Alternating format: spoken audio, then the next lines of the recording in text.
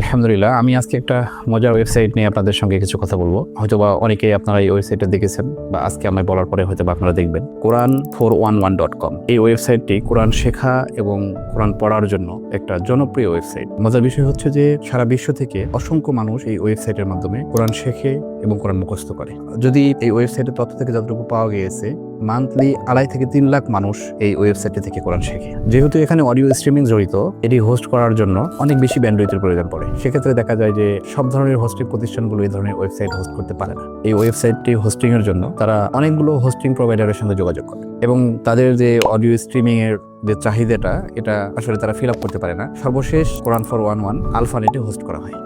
আলফানেটে hosting এর পরে এখনো পর্যন্ত এই ওয়েবসাইটটির ব্যান্ডউইথ বা লোড জনিত কোনো ধরনের প্রবলেম হয় না। যদি আপনারা খুব সহজেই কোরআন শিখতে চান এবং মুখস্থ করতে চান, তাহলে অবশ্যই ভিজিট করুন Quran411.com।